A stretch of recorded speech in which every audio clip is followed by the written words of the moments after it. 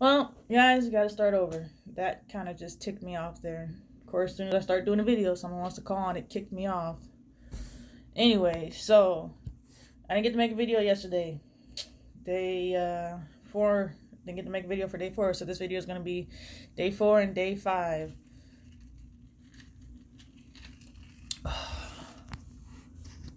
Just told him I call him later. Jesus, stop blowing my phone up.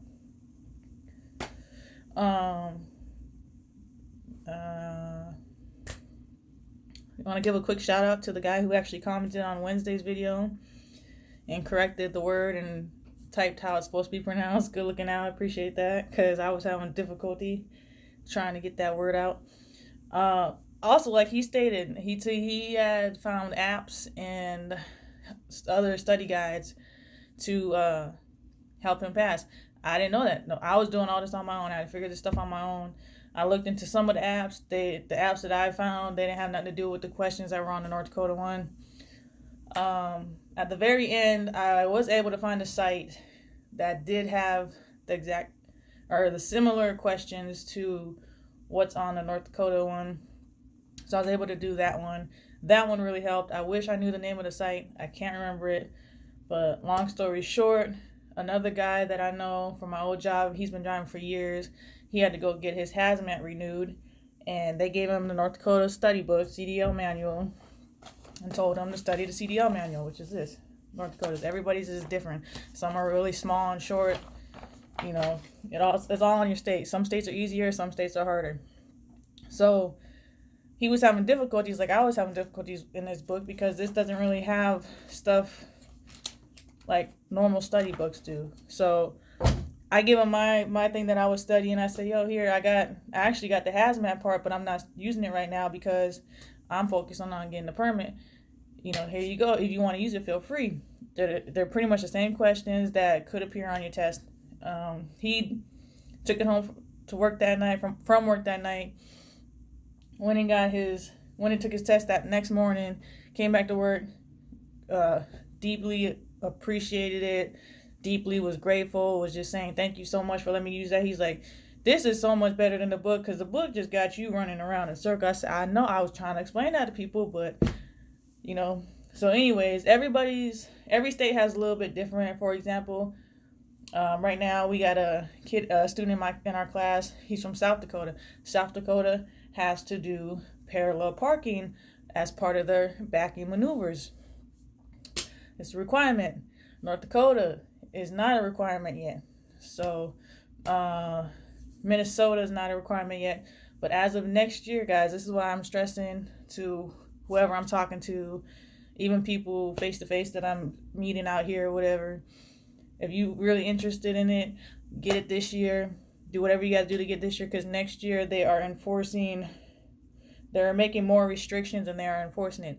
As of next year, 2020, it's going to be a requirement that you do you do parallel parking as part of your backing maneuvers.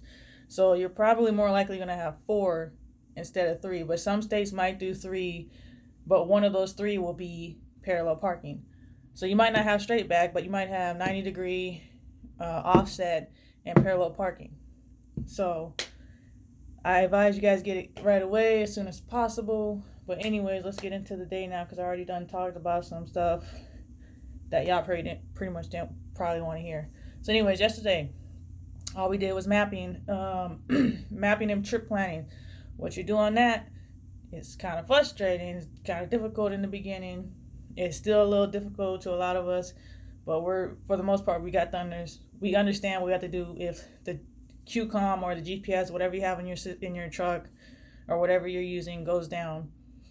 Me personally, I would just read a map a different way than what they teach you, but I get why they're teaching you this way.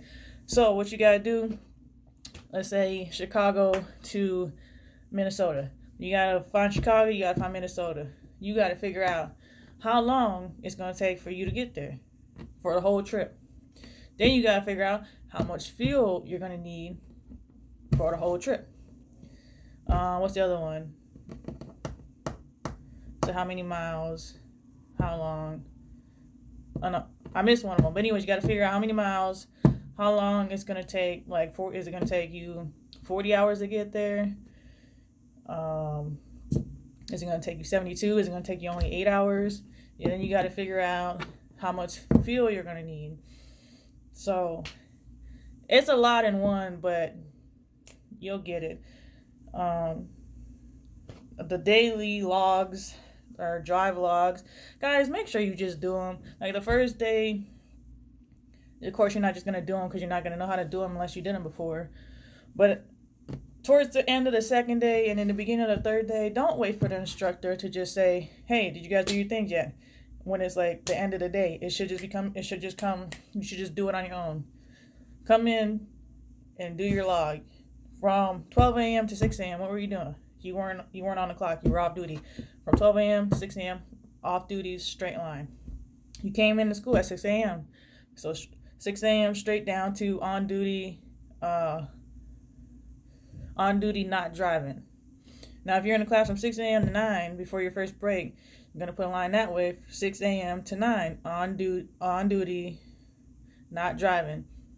It's simple stuff, guys. Like, don't wait for it. It looks bad when you wait for the instructor to tell grown folks, hey, unless you want someone to hold your hand. But you got questions asked. This guy's really nice. He's a really cool dude. He's real patient. Other instructor, I think his name is Mr. Robert, or it's something with R. I gotta learn his name. But he's a cool dude too. He's real patient. Then there's this one dude, like he kind of rub people the wrong way. I ain't finna get into that. But he kind of just rubs some people the wrong way. But for the most part, the main instructor and the main guy that's gonna be on the range with you, teaching you, they're really cool. They're really calm. They have a lot of patience. So I was informed that I didn't do one yesterday, so I didn't say it. The guy's here now, the head guy of the instructor of our class, and is in charge of the rest of the class that's coming, and the class that was right before us. He's a new guy. There was a guy here before, I guess, and he was not a good leader, mentor, what you call it. I guess he would yell at you. He didn't have no type of patience, so they got rid of him. So luckily we didn't have him. So luckily we got this guy. He's real patient. But anyway, so y'all come out here. Y'all like him. He's chill. Pay attention to what they saying to you. Don't be sleeping in the class. We had one student fall asleep and he finally got called out today. But don't be rude. Come on, guys. But pretty much you're gonna be in the class. We were on the class all day yesterday. We had one exercise. We didn't have no exams yesterday or no test or anything like that. Some people don't understand that exam and test are the same thing, so that's why I said that. Then yesterday, towards the end of the day, we went outside. We got a demonstration of straight backing, and then we went up there and did our logs, and that was it for that day. And then today came in, did our logs. We had a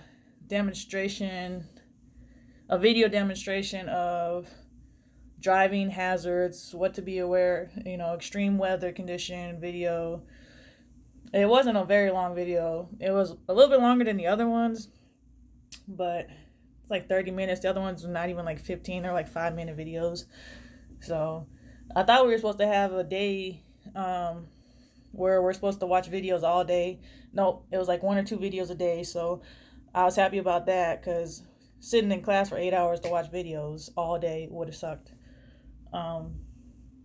So today we watched the video, and after that we went down there to the range. We did our pre-inspection, and we worked on straight backing today. Mostly everybody in the class got it. Everybody pretty much accomplished that, so we was lucky enough to go ahead and move on to offset. For the most part, everybody got that. Everybody's still getting confused in the same spot, including myself, because you got to turn the wheel a certain way and then you got to crank it back really fast another way. But we're all getting the hang of it. We didn't get much time on the offset today, so we're gonna do more of that on Monday.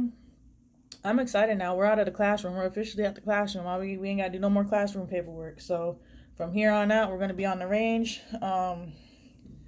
You cannot go on the range. We got new information today about that. I think I stated before that you can go on the range only for pre-inspections on the weekends.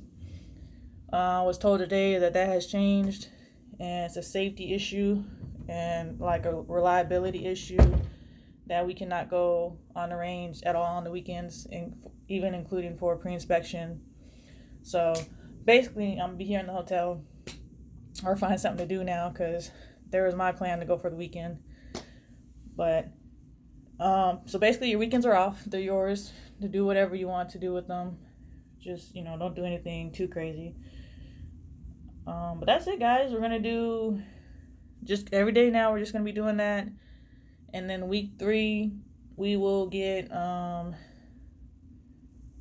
rated on our backing skills, because at that point in week 3 we should be able to have all 3 of the backing skills down and over and done with. So stay tuned for next week, I guess. I don't know if I'm gonna do every day next week, because it's all gonna be the same. So I finally understand why people go from day 1, 2, 3, 4, 5, and then all of a sudden just go week 1 and then week 2. So it's gonna be the same thing. It's not gonna be a point in me uploading a video every day. The first week is the only week that's gonna be different. So any questions, comment below on any one of my vehicles, any one of my videos, and I will do my best to answer you to the best of my knowledge and ability. So, like always, y'all be safe. And again, it's Mago. So, see y'all on the road, I guess.